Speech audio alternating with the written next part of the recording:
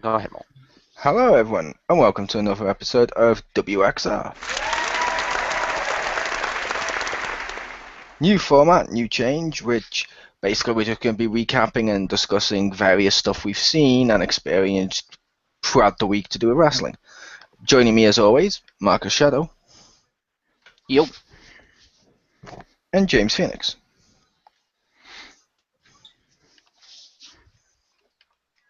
Thank you. There it is. Yep, so this is the week of Money in the Bank, which includes obviously Raw, SmackDown, Money in the Bank, NXT, the whole shebang. So we're just going to be shooting the shit and talk about the stuff we've seen this week we liked. So I'll go first. On NXT over here, I watched on Monday before, like literally just before Raw. And bear in mind, people in America and places, we in the UK are slightly behind, but it's still something I've seen this week. The Vaudevillains, or Vaudevillains, Vaudevillains. basically got together and made a team with Aiden English and Simon Gotch, I believe it's pronounced. Which that was pretty funny, where they do the black and white like entrance and they come out like old fucking like carnival style people, which that was fucking awesome. I like that. Cool. Kind of sad Aiden English doesn't sing anymore, but fair enough. Interruptions, ladies and gentlemen. Yep. But since I'm guessing no one has anything to add to that one, take us away with one of your ones, Marcus. I'm trying to remember Raw. Not much happened on Raw, just because it was the lead up to the pay-per-view, so it was pretty generic crap. Just they did, and I don't know why they waited so long to do it, but they did finally announce who was going to be in the Money in the Bank match. It's like brilliant. You're booking the Money in the Bank match the week before Money in the Bank. Yep. Well, technically the week of. Yeah, the week depending on which calendar you go with. I would go the week before because it starts Sunday, Monday. Right. But yeah, that was pretty damn stupid. I always hate when WWE leaves it till the last second to make a feud or to make a matchup for a pay-per-view. It's like, you don't want us to order it? You don't want us to watch it? Yeah. What? Like, if memory serves, like, at least half the matches on the card were made this week. It's like, really? Yep. Well, unfortunately, that's the problem with WWE, is that nobody in the company can make a decision about what they want because there's too many people making decisions, and they all keep either contradicting each other, and even the people that make the decisions, like Vince McMahon, isn't ever happy. He can't make up his mind, and he and Triple H constantly nitpick their own decisions and change things at the last minute because they're terrified of losing ratings and money. So they don't know, they try to build this stuff up and they focus on the main feuds, and then they realize, shit, we got to fill another hour and a half at the pay-per-view, and they throw a bunch of matches with no build-up in. And that just proves that the entire McMahon family are fucking idiots. Well, except for maybe Shane, who's not involved in this thing. Because they're so terrified of losing money and ratings that they're losing money and ratings. Good job. You guys are idiots. To be fair, Linda's not involved in this. True. True. That's why this product sucks. Yeah, it's just a matter of, unfortunately, they're doing the best they can, but with the constantly changing decisions, the writers who are doing the best they can, but all their shit is getting shot down for being terrible, and they're at risk of losing their jobs, so they're terrified. There's the superstars who are trying to get themselves over and trying to write some of their own stuff, but there's, aside from, unless you're fucking Bray Wyatt, you're pretty much at the mercy of the writers. You've got Vince Triple H who can't make a decision, make their damn mind, and, the fans who constantly contradict what WWE tries to do. Then, yeah, unfortunately, things are kind of going to go to shit, and they're going to keep, making last-minute changes to the plan. And also, not to mention the egos of the superstars you got to deal with. Yep. And fans are idiots, too. Yep. To be fair, most of their demographic is idiots. Yep. You just called us idiots. We're not their demographic. That's why he called them idiots. WWE's demographic is everybody. They focus on a demographic of children, but their demographic is everybody. No, their demographic is anyone who's going to watch wrestling and not sit there constantly thinking, okay, that move there looked botched. I didn't like how you've booked this person, blah, blah, blah, blah. Instead of the people that are going to be, thinking during some of these segments, like, oh, look, Vicky Guerrero and Stephanie are pushing each other into shit on Raw. And it's like, okay, it's Attitude Era crap. What, we're supposed to just go, oh, yeah, Attitude Era, gobble that shit up? No. We're actually going to think. Actually, I'm not sure that's what it was because at the pay-per-view here, Brie Bella made the comment to Stephanie about her mud bath. So. Yeah, but on Raw, Michael Cole and Joey Lowe like, oh my god, I can smell it from here. Oh, it smells like a sewage all throughout the segment. Okay. Yeah. Yeah, they did that too many times. But how about you, Jim? Anything from like any of the pay-per-view stuff this week you want to mention? Pre-pay-per-view stuff. Let's see what happened on Raw. I'm trying to remember if I even saw Raw. I did see Raw. I didn't come on till late, but I saw most of it. Let's see. What the hell happened on Raw? This is why we meant to make lists. You know me, I hate lists. I don't want anything to do with them. I know. You hate professionalism. And no Wikipediaing either. No, I'm not competing. I'm just trying to remember what the hell happened on Raw. Yeah, like I said, it was pretty uneventful. It was a pretty forgettable. Yeah, kind of. There wasn't much going on. Fair enough. Unfortunately, there wasn't a whole hell of a lot happening there. I'll go with one of my other ones from Raw. I absolutely loved the Bo Dallas bit with Titus O'Neil. Right after Titus kicks the microphone out of his hand, he actually says, "Oh, Butterfingers!" He picks it up like he accidentally dropped the microphone fucking 15 feet away. Yeah. I love that. And he did it with a smile. It's like, that's just wonderful. Yeah. I love Bo Dallas. Yeah. The shit stuff would be obviously the Stephanie and Vicky segment, and I hate the fact the tag team portion, the Wyatts, are using the whole world. Because it's like, fuck off. I think they only used it that one time because tonight they didn't use it. Yeah, I heard the music. Yeah, they did. I heard that music as they came out. Well, no, Yeah, they started with the child singing it, and then it went into their actual theme music, which I think works far better than actually using that whole song as their theme song, which was stupid, I have to admit. I'll agree with you on that. Which I don't like them using that song, period. They've overused that song too much. At first, it was kind of funny, and it's like, oh, Bray Wyatt, what's he going to do? Oh, he's singing this, he's so crazy. But after the second or third time, he became, ironically, more cliched and more obvious with what he was going to do than John Cena, who he was actually fighting and feuding and calling obvious and, like, predictable. It's like, no, you're way more predictable. You're going to come out and do a creepy song. Whoa, bravo. Well, I wonder which song it's for. Oh, it's the whole world. Oh, you shocked me again. It's like, what the fuck? Yeah. Yeah, well. But since nobody else had taken anything from before, Marcus, take us away with the pay-per-view. With one of the pay-per-view things.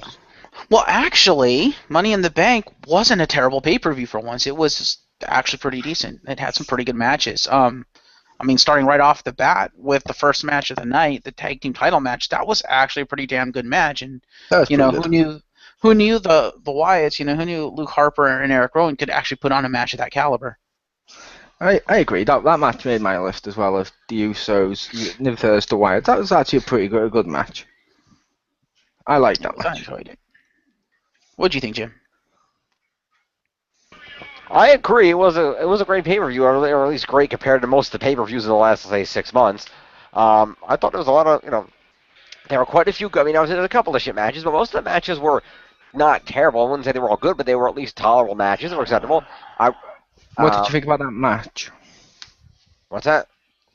He asked, what did you think about that match, the Usos versus the Wyatts? Oh, well, yeah, I liked that match a lot. That first match, I did enjoy that match a lot. I thought it was a really good match, and I didn't expect it, because I knew the Usos could put on a good match. I didn't think that Harper and Rowan were going to be able to put on what they did. I thought that they played off the Usos really well, and also off of Luke Harper's ability to do a few high-flying things here and there, and I think that really worked well, that they surprised us with how good the match was, to the point that they were the only time of the night the audience broke out the "This is awesome" chant. And so I thought that was a really good way to open the pay-per-view, and I didn't expect that to be nearly as good as it was, so that really surprised me.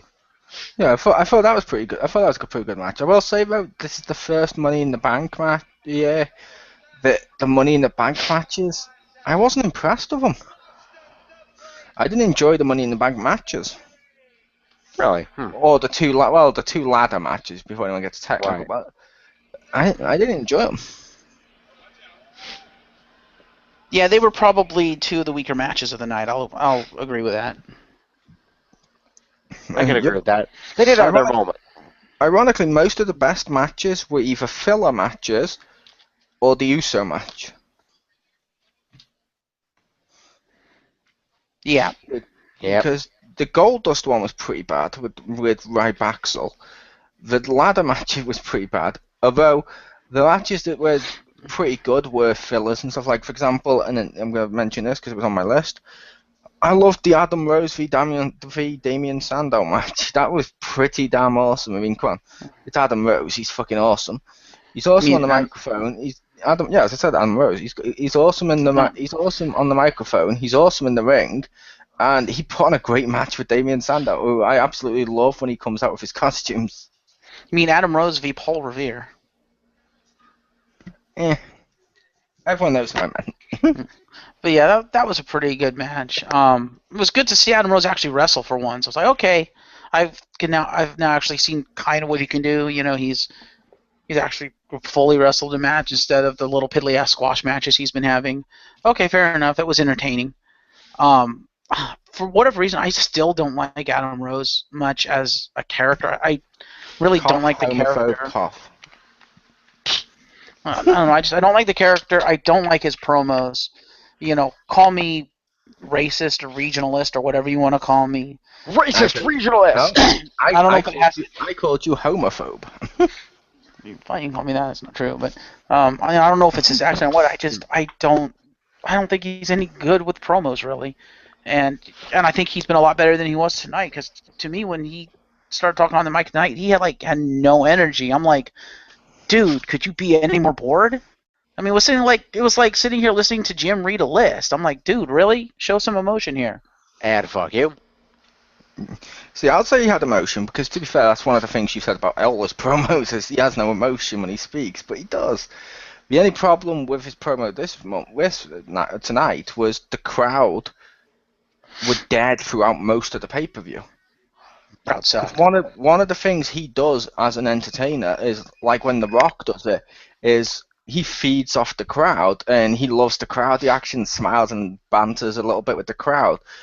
But the fact the crowd was completely dead means he was basically like, yeah, this is not as fun, you know what I mean? Which is fair enough.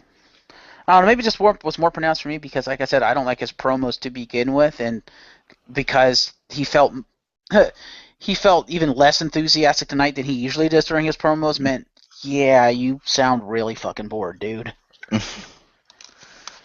Fair enough. What did Jim think of that?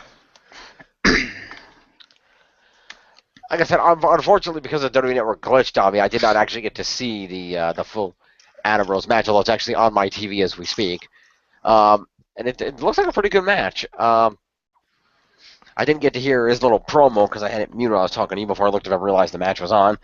But it looks like they did a pretty good match. I think Adam Rose is good in the ring. I think he has a fun gimmick. And like I said, it doesn't necessarily have to be good on the promo to have a fun gimmick. I mean, if worse comes to worse, all they have to do is stick somebody who talks on his behalf as a manager in with the group of Rosebuds, and they can solve that problem if they feel he's not a strong talker.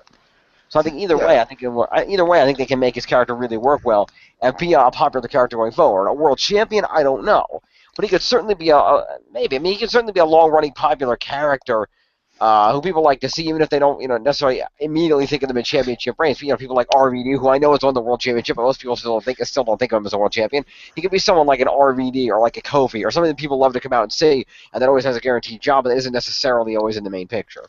Yeah, and to be fair, he's just starting out now.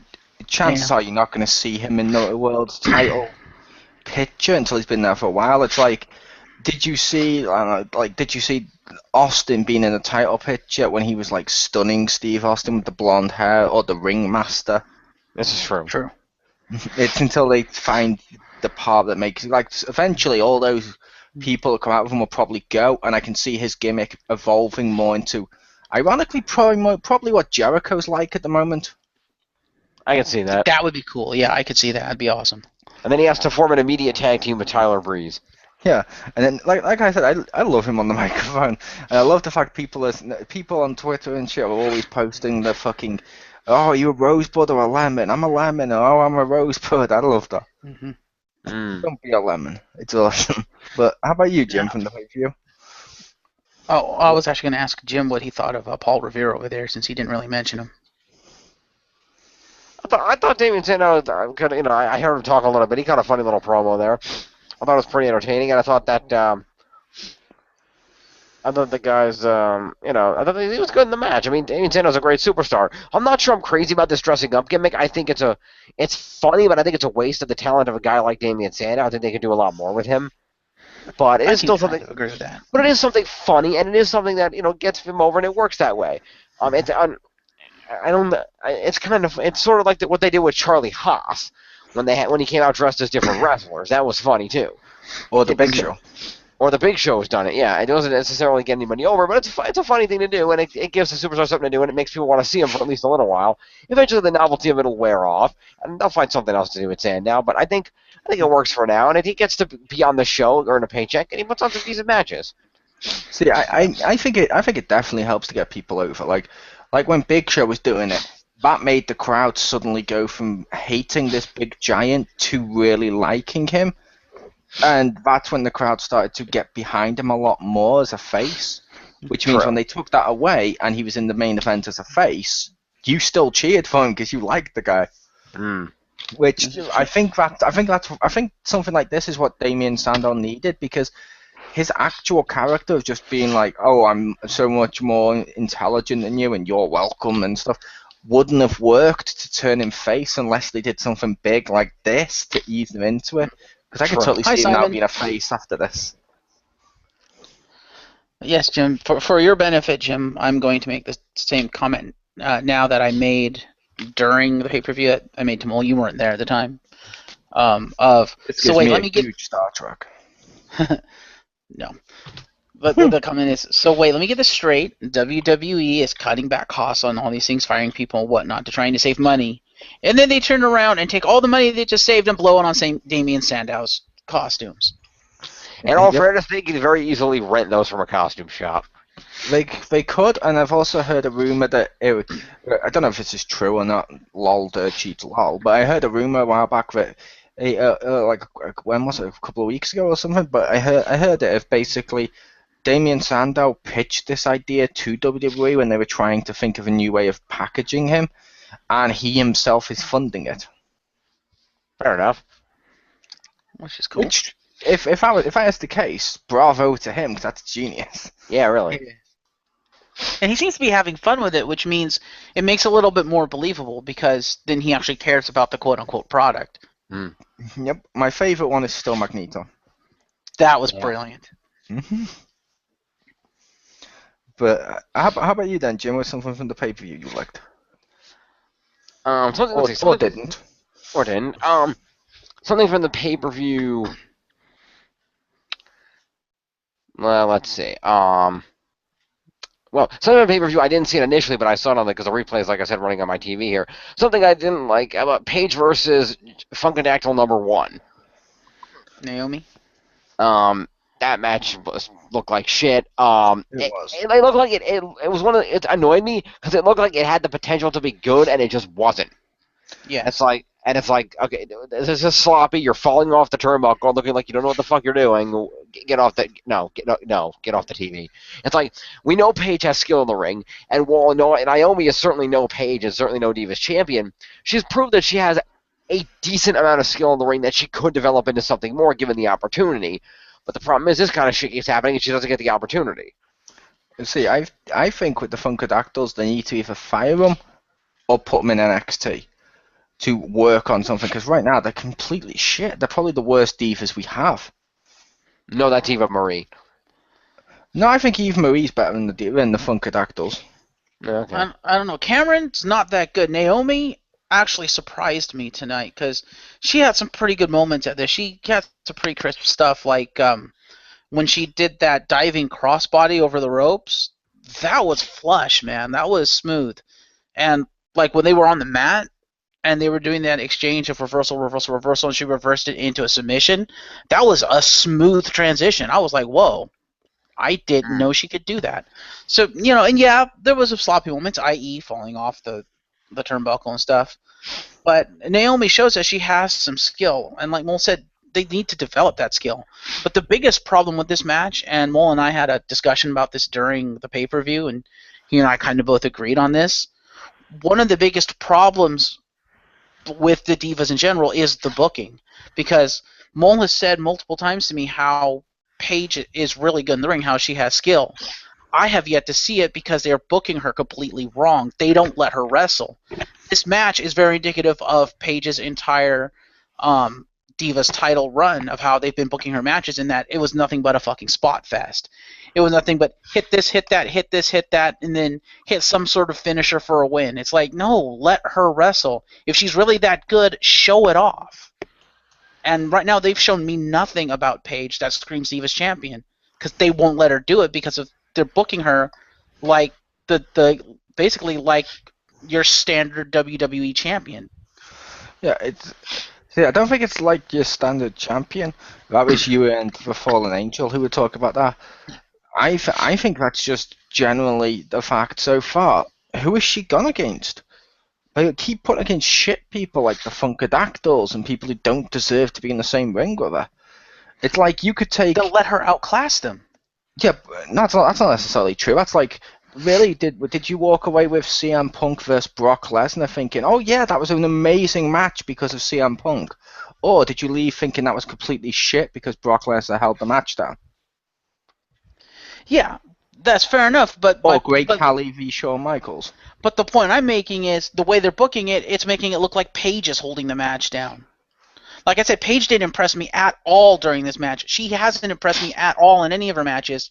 Whereas the people she goes up against, yeah, they're probably worse than she is in the ring, but because they actually somewhat let them wrestle, at the end of the day, they look better than she does. If they don't deserve to be in the ring with Paige, let Paige fucking outclass them and show that they don't deserve to be in that ring with her.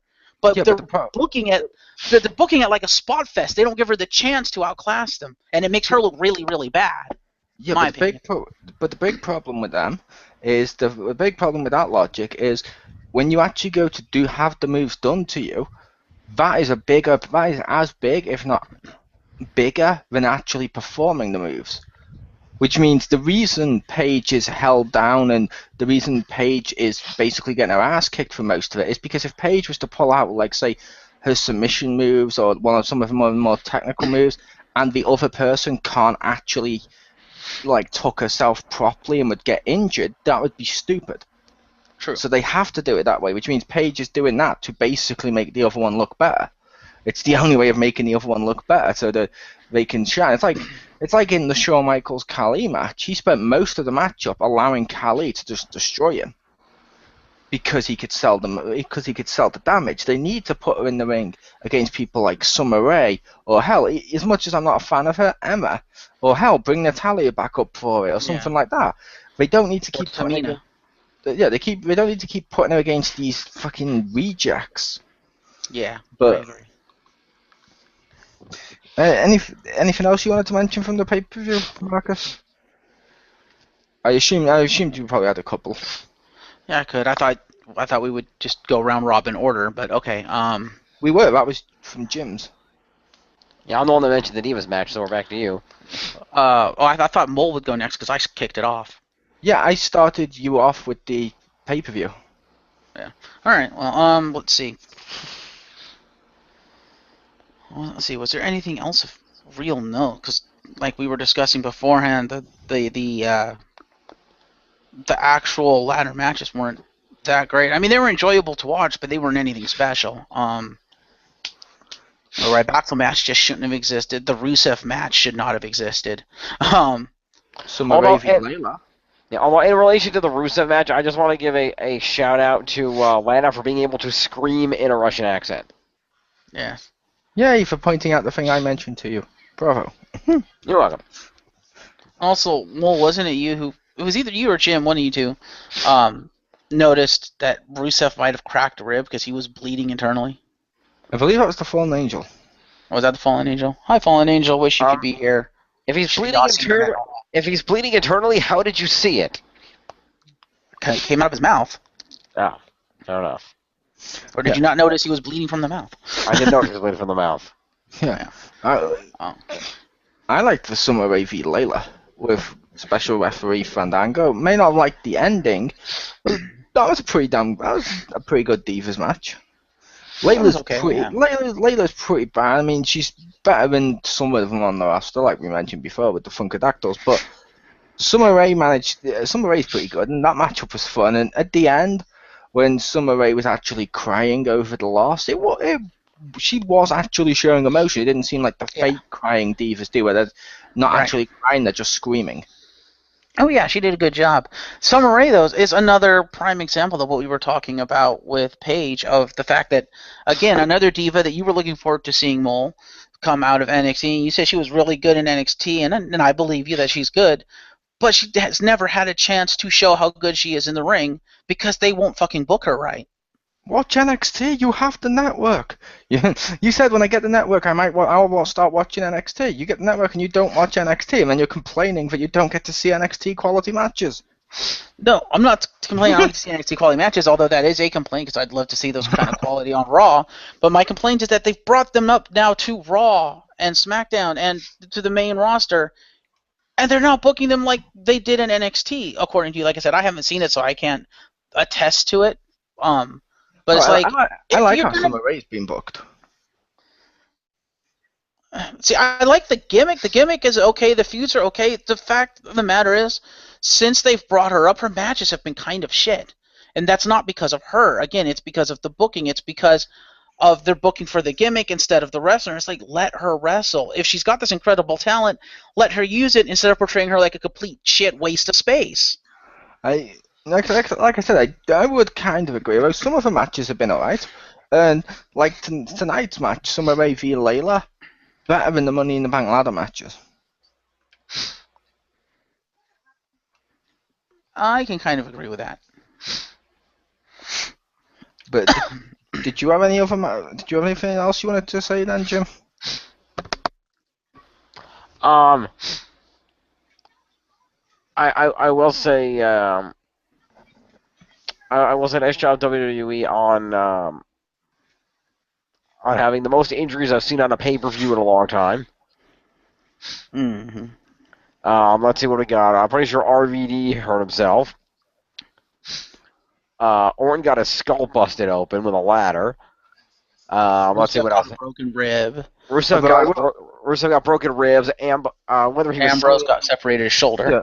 Well, that may have been a fake injury. That may have just been selling. I don't know, but I will interject on the Orton thing before Jim takes something else I mentioned, which I put on the list. I loved the fact when Orton was bleeding. This is so silly, but I don't know why I found it awesome.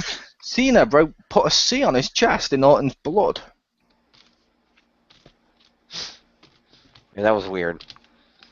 He actually had like a C on his chest in Orton's blood. That's kind of cool, though.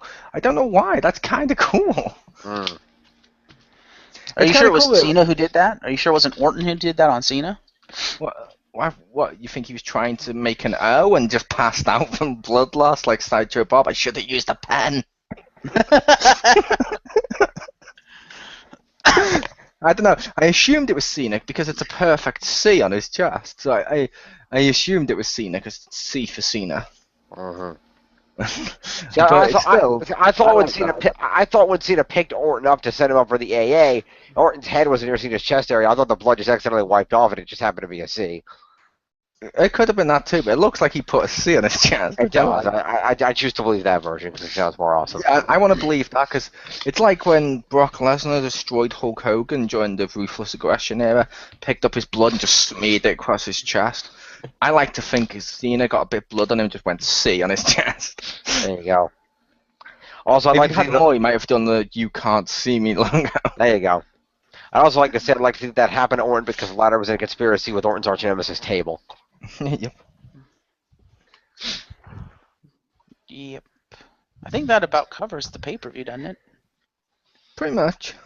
Yeah, basically. Let's see, was there anything else? I was trying to think what other matches happened. I mean, we had the other. I mean, we had the Money in the Banks where Seth Rollins won because of Kane, Yep. and then Orton won. No, not Orton. Cena won. Cena.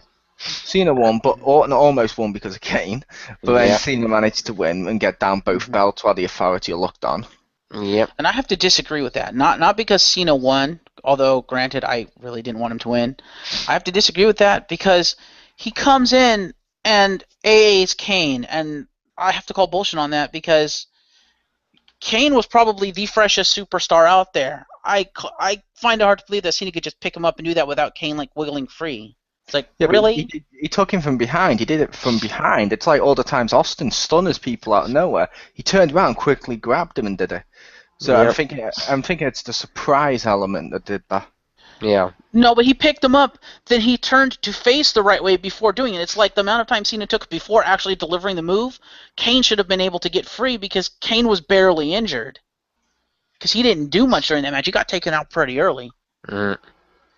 Yeah, but yeah, So I'm like, no. yeah, but that kind of thing happens in wrestling all the time. If someone goes to do their finishing out at the right time, no one will try and kick out.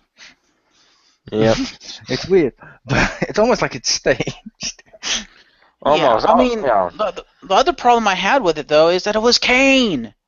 Okay, if it was not Kane, if it was someone who's not supposed to be some big unstoppable monster, okay, fair enough. But this is Kane you're talking about, and he's the freshest guy in the match. Yeah, bullshit. You mean the guy who spent all the time since he put the mask back on being Daniel Bryan's bitch? It's still Kane. Who's jobbed for everyone? Pretty much. Yeah, well, I still call bullshit. You're not gonna Yeah, change well. my mind. Anyway, moving on. Fair enough. Yeah. Anything else in terms of the ladder matches? I will just say the ladder matches themselves, well, as a whole, were not that good. There were some good spots in there, and the guys clearly put their all out of the matches. So I do give them credit for that. And I will say I do approve of the two winners. Fair enough. Fair enough. Because, like I mentioned, I mean, I'm interested to see where this goes with Seth Rollins having it. Yeah. And I approved of Cena having it just because when Bryan comes back and, yeah, they want to please the kiddies, they're going to put it back on Bryan. So I'm like, I'd rather Cena have an extra title reign that's shitted over in like a month or two than I would give it to Roman Reigns, and his first title reign effectively becomes transitional champion, the same way they did to Jack Swagger. And I was like, yeah, and they did that to Jack Swagger, and look where he's ended up. Yeah. And Dolph Ziggler. Yeah, but And half Alberto. of that Swagger's done himself. Cough arrested. Cough. Yeah, cough arrested the cough. But like I said, they did it to Alberto. They've done it to Jack Swagger. They did it to who else was there? There's been a few transitional champions that never really recover. Mysterio. Well, And Dolph. Yeah. Mysterio was a travesty. That was the biggest travesty. Del Rio, see, I could kind of see him not lasting. And again, I'm not trying to be racist, but yeah, with as much as he was struggling speaking English, I could see it not lasting very long. And they like almost refused to give him like a manager that could talk for him. It's like if they had given him like say Paul Heyman, oh my God, he would have gone so far because he's got the skill and talent. Isn't he like a 4-time world heavyweight champion? Yeah, and like I said, he spoke with perfect English. Unfortunately, most of his reigns though have been transitional-ish. Yeah.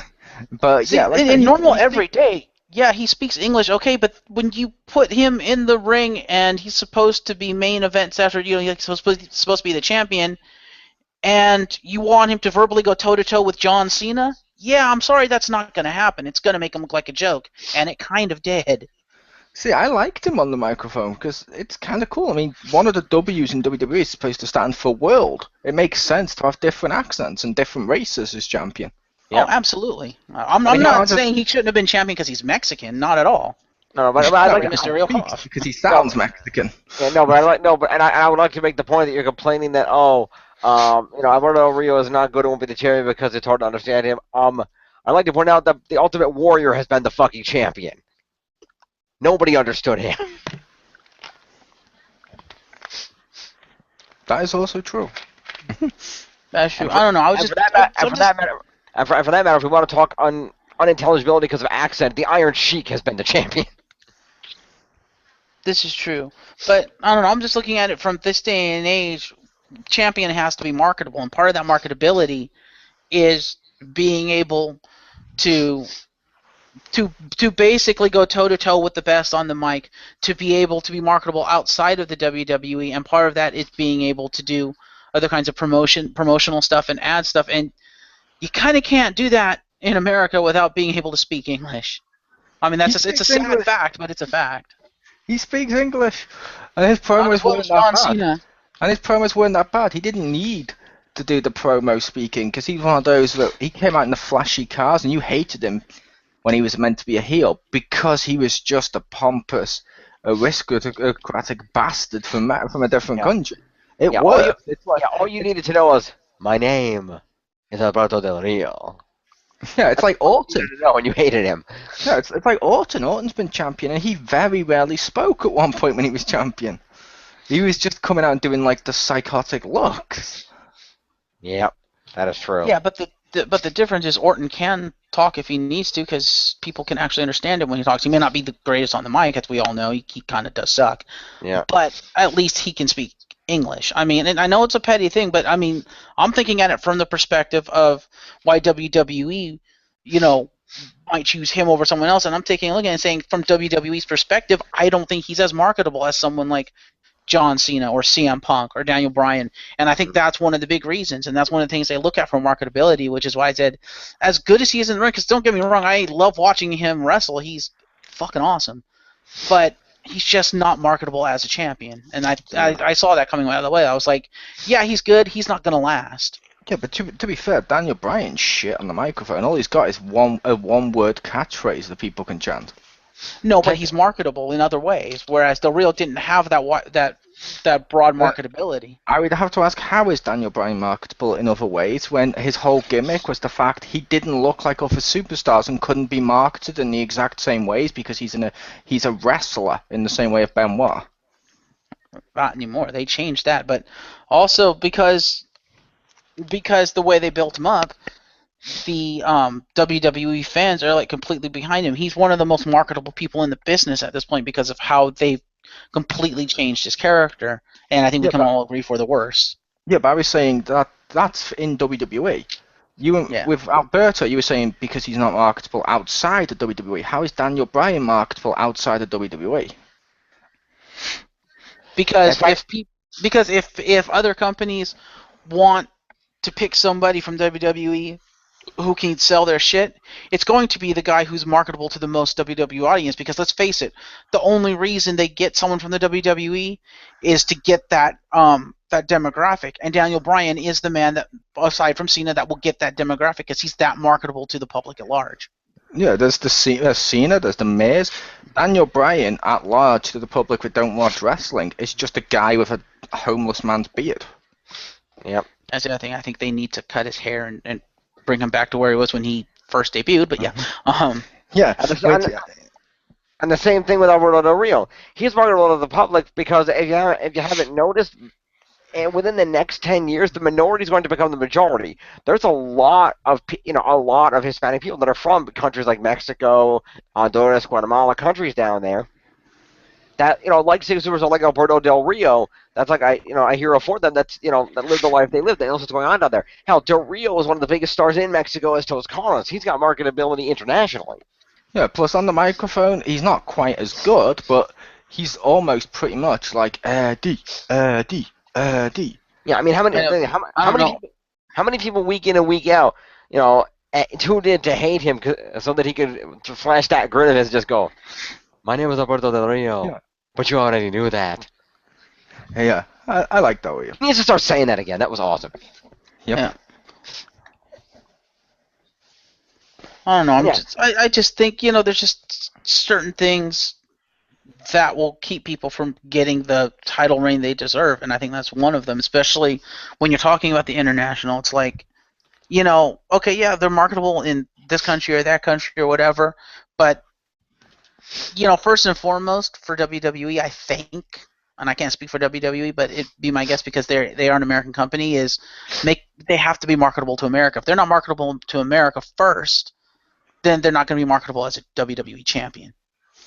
True, but they make them marketable to the WWE fans. They don't really care about the other products for a champion. I mean, look at Sheamus. There were so many Americans that said they couldn't understand Sheamus because he was Irish, and he went on to be still regarded as one of the big names in the company right now. Yep. Right. He speaks I think part of speaks English less than Alberto. Yeah, well personally I can understand him better than Del Rio, but I think part of it too is again coming back to the fans.